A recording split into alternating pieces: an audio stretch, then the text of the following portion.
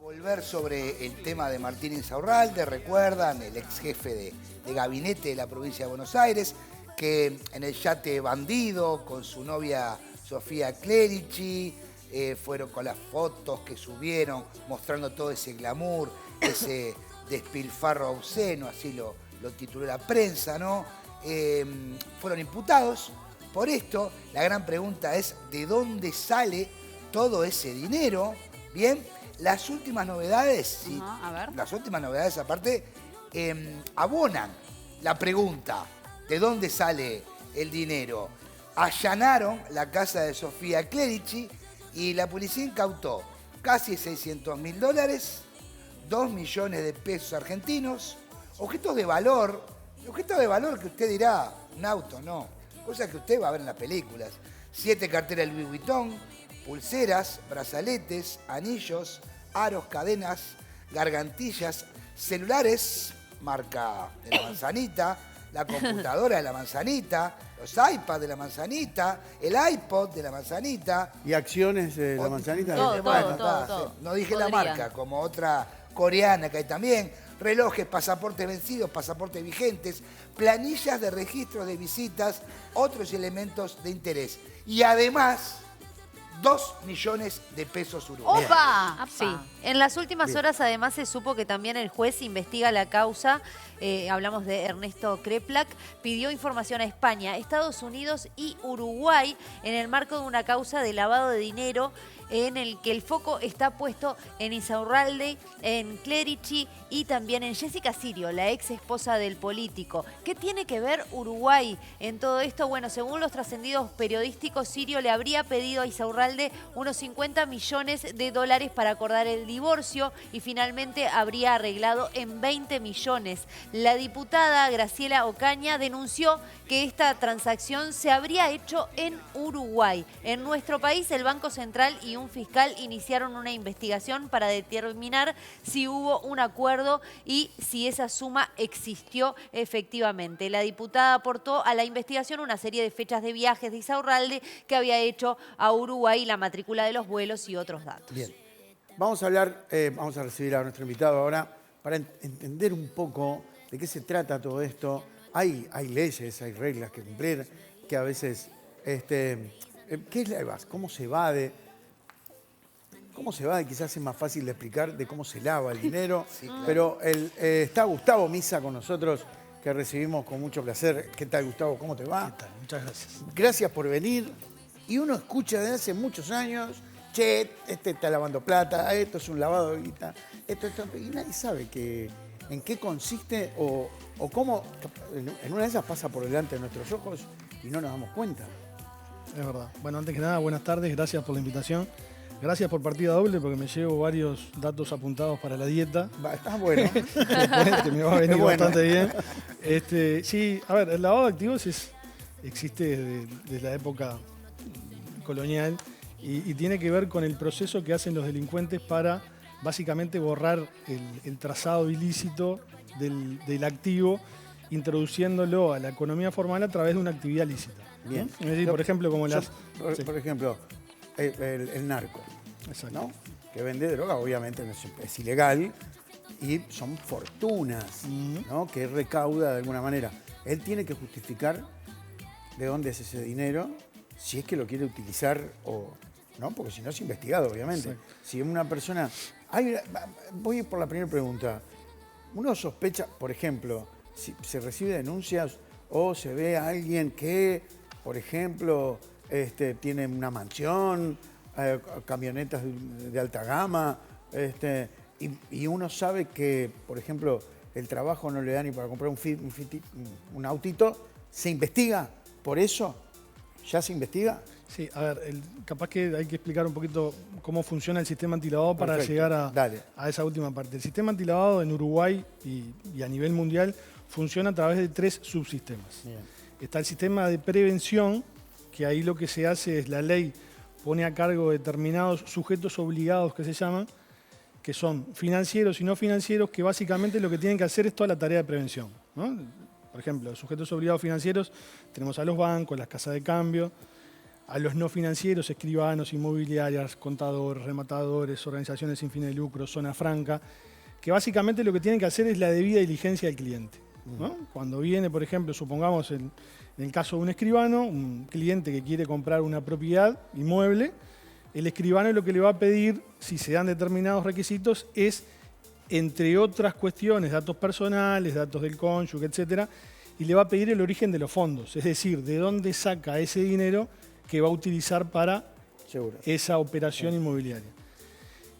¿Por qué son sujetos obligados? Porque lo que tienen que hacer a través de esa debida diligencia, si el sujeto obligado, financiero o no financiero, encuentra que hay algo inusual o sospechoso en esa operación, lo que tiene que hacer es reportarla. Ejemplo, una persona que el perfil económico no cierra para la operación que quiere concretar, supongamos, un funcionario que gana 30.000, 40.000 pesos y se quiere comprar una chacra en San Ignacio.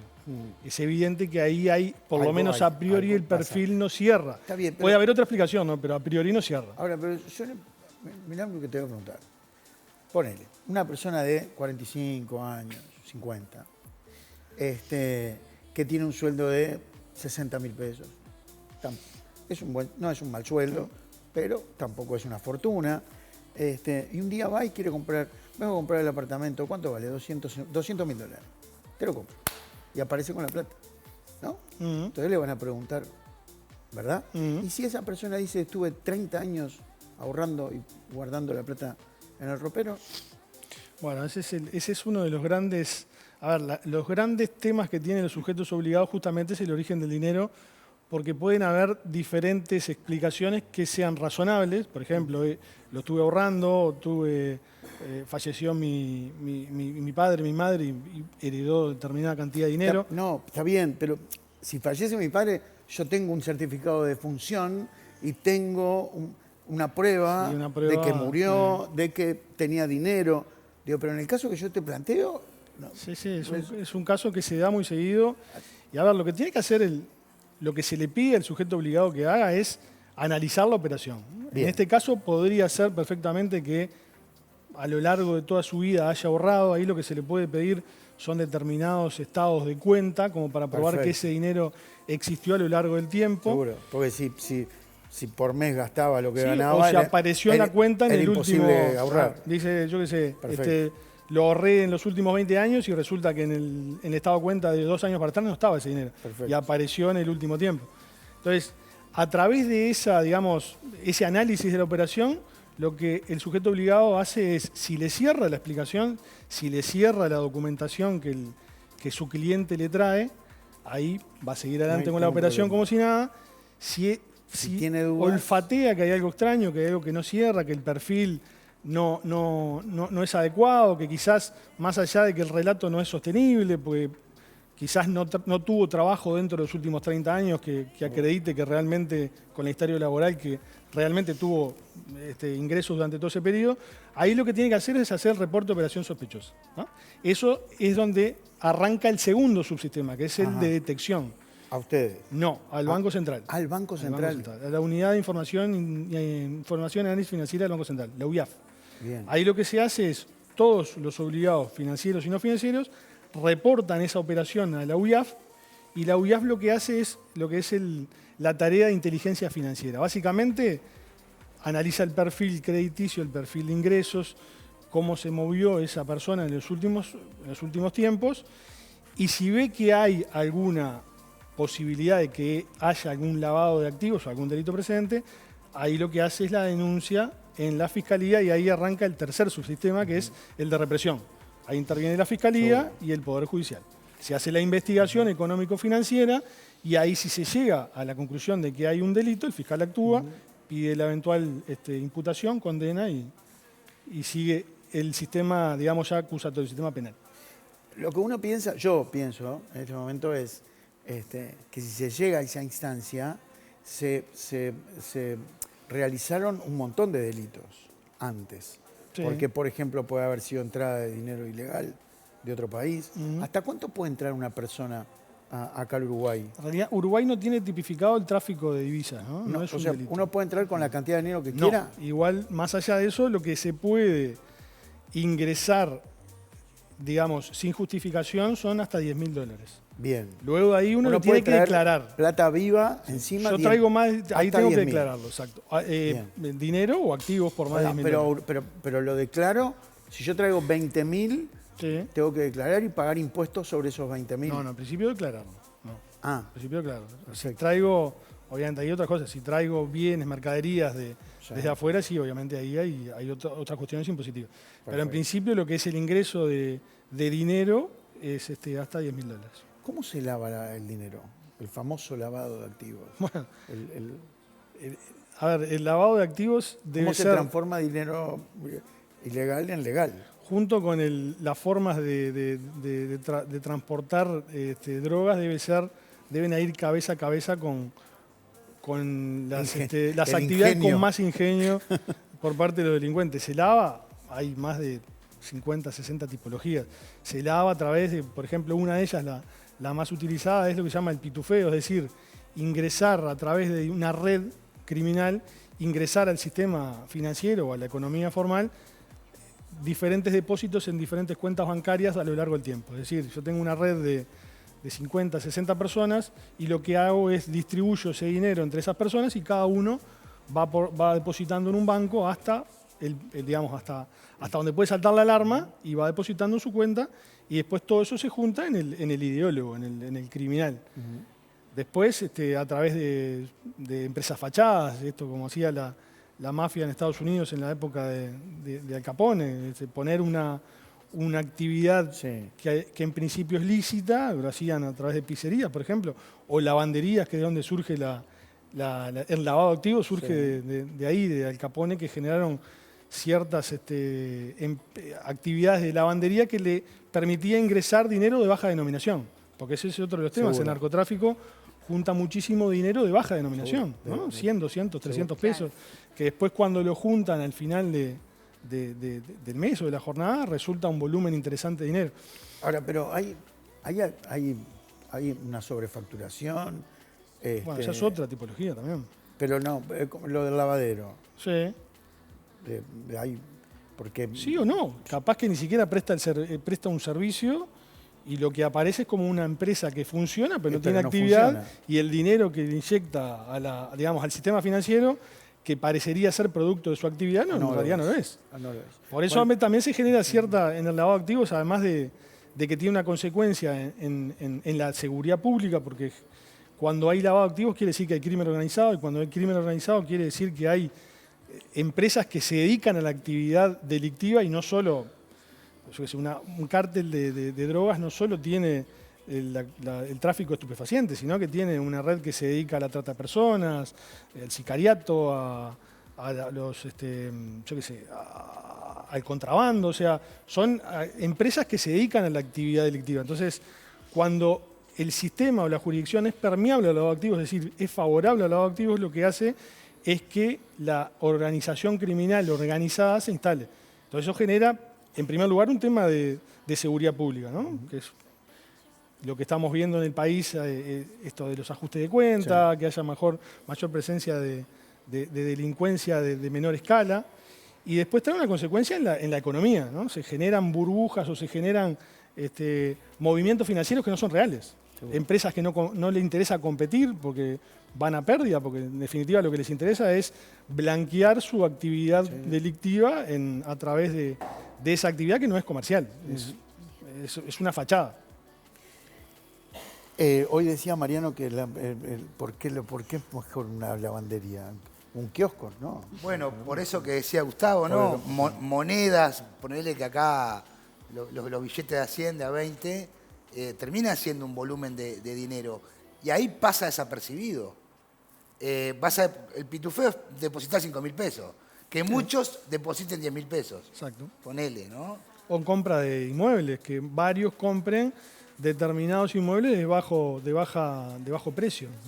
Ahora, Gustavo, los 20 millones de dólares que supuestamente denuncia la que es una congresista, Ocaña. Diputada. Diputada,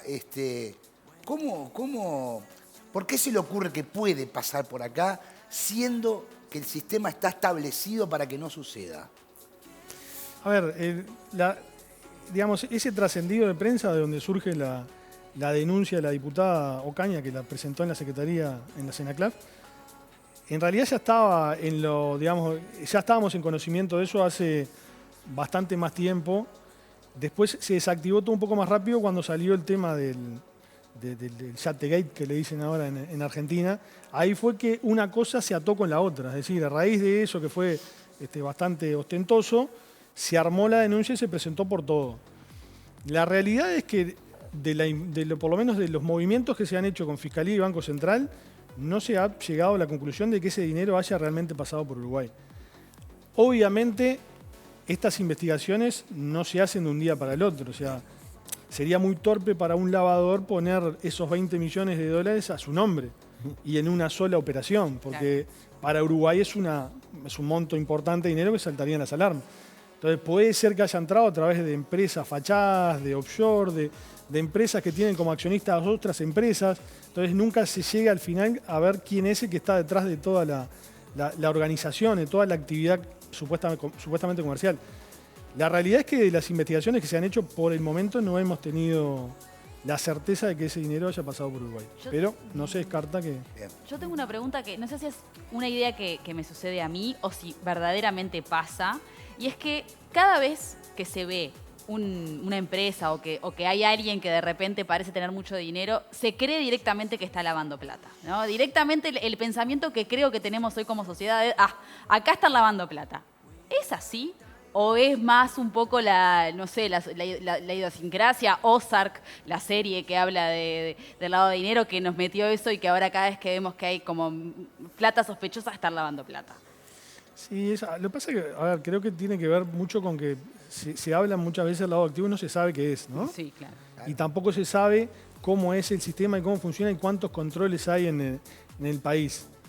Que una persona tenga dinero y ostente su dinero no necesariamente va de suyo que está lavando activos, porque puede tener actividades comerciales que el común de la gente no sepa, puede ser accionista de una sociedad fuera del país y quizás esté justificado.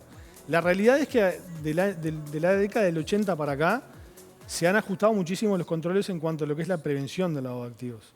Ningún país está vacunado contra el lavado de activos y el lavado de activos sucede acá en Uruguay, sucede en todo el mundo, porque hay muchísimas formas de lavar dinero. Ahora, yendo a esa pregunta, yo no creo que en todos los casos una persona que haga ostentación de su dinero esté lavando activos. Puede pasar que sí. También eso, hacer ostentación, como pasó en Argentina, del dinero que uno tiene sin tener una causa aparente de dónde sale ese dinero, es claro una llamada de atención, ¿no? Por eso siempre es importante también denunciar cuando uno tenga la sospecha de que puede haber alguien lavando activos. Una pregunta que quizás sea una tontería, pero el otro día charlando con unos amigos, nadie supo la respuesta. Si yo tengo una casa en Argentina y la vendo, ¿cómo traigo el dinero? Si yo tengo una casa en Argentina, la vendo legítimamente. $250.000. Vendo la casa. ¿Cómo me traigo el dinero para Uruguay? Y bueno, hay bancos que operan a través de una operación bancaria. Sí, hay transferencias internacionales. Sí. Así nomás. Sí. Era más sencillo de lo que todos pensábamos. Seguro. Uno dijo, no, tenés que declarar y pagar el 10%. Bueno, a ver, el movimiento financiero se puede hacer si es legítimo. Van a pedir origen de fondos, va a acreditar ahí con la escritura de la venta de la casa. No, hay. No, por ahí iba yo. Sí, claro. Sí. No es depositar en una cuenta y... No. El banco, como yo decía antes, es sujeto obligado a la prevención. Perfecto. Cuando uno hace un movimiento en cuenta por más de determinada cantidad de dinero, el banco lo va a llamar y le va a preguntar, bueno, a ver, ¿qué pasó? Usted depositó este dinero y no es habitual en su cuenta, porque puede haber gente que mueve mucha cantidad de dinero y sea habitual. Ahora, si entran $200.000 de un día para el otro, y bueno, seguramente no es habitual. Entonces ahí el banco va a llamar y va a decir, bueno, a ver, entró este dinero, ¿de dónde lo sacó? ¿Cuál es el origen? Ahí lo que te va a hacer, acreditar con la escritura de venta de la casa y no va a haber problema ninguno. Algo ya comentaste, ¿no? Pero volviendo un poquito y capaz que bien concreto, ¿cuál es la recomendación para abogados o escribanos cuando llega un cliente, para garantizar que está dentro de este marco legal? ¿Qué les tienen que pedir esos profesionales a este cliente? Lo primero que tienen que hacer es cumplir con la normativa antilavado. Es decir, la normativa antilavado le dice al sujeto obligado lo que tiene que pedir a través de la debida diligencia de esto que yo comentaba antes. que básicamente son datos personales, datos referidos a la operación, y en algunos casos, cuando hay algún elemento que haga aumentar el riesgo del cliente, le tiene que pedir el origen de los fondos, ¿no? Y la regularidad fiscal que esté al día con ese impuesto. El origen de los fondos es básicamente eso. Por eso también es importante en transmitirle a los clientes de los sujetos obligados que cuando se le pide documentación, no es porque el sujeto obligado o quien está prestando el servicio le interese por otro aspecto que no sea el sistema antilavado, sino que tiene la obligación de pedírselo. Cuando la inmobiliaria, el escribano, el contador, quien sea sujeto obligado, le pide a su cliente que acredite determinadas situaciones con documentos, se lo está pidiendo porque tiene la obligación de hacerlo, no porque se le antojó. Hay como un tope de dinero, ¿no? En realidad lo que hay a través de la ley urgente de consideración cambió. Hoy se puede, por ejemplo, en operaciones inmobiliarias, se puede utilizar efectivo hasta unos $100 y pico mil. ¿Y no tienen por qué pedirte de dónde? No. Eso lo que hizo, cambió lo que era la ley de inclusión financiera, donde había determinados umbrales donde había que aportar documentos financieros. Ahora se liberalizó el uso de efectivo en cuanto a que se puede utilizar, pero eso conlleva que haya un riesgo elevado de lavado, ¿no? Perfecto. El uso de efectivo de por sí es un indicador de riesgo, o sea que el sujeto obligado que está ante un cliente que quiere operar en efectivo tiene que pedirle, entre otras cuestiones, el origen de fondo. Muy bien. Bueno. ¿Seguiremos así, pobres? No. Es un chiste. Vamos a despedir a Gustavo. Gracias, Gustavo. Gustavo Misa, gerente de área de fiscalización de control de la Oficina Antilavado. Acá se decía que era un paraíso fiscal en algún momento. Nunca lo fuimos. ¿O sí? Hoy escuché el término infierno fiscal. Yo creo que no. No. Hoy escuché el término infierno fiscal. ¿Existe? ¿Lo qué? Infierno fiscal. ¿Acá? No, que Uruguay estaba posicionado como para poder hacerlo. ¿Es la antítesis?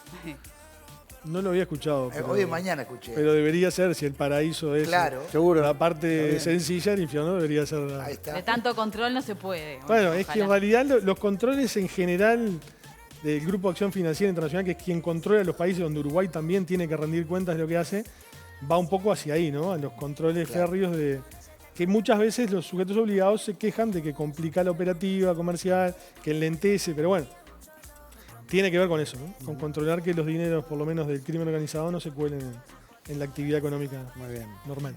¿Uruguay se posiciona, hay algún ranking, se posiciona en algún lugar? Uruguay, con respecto al antilavado. Todos los países de la red global del Grupo de Acción Financiera que yo les decía son evaluados periódicamente. ¿Y Uruguay? Uruguay tuvo la última evaluación mutua que se llama del GAFILAT, que es el Grupo de Acción Financiera Latinoamericana al que pertenece. La tuvo en 2019 y tuvo un buen cumplimiento en la parte normativa, pero en la parte de eficacia tiene bastantes deberes para mejorar, y bueno, eso es un poco lo que está la Secretaría, en tratar de mejorar la parte de prevención, de represión y todo esto que hablamos antes. Gracias, Gustavo Misa, gracias. Muchas gracias.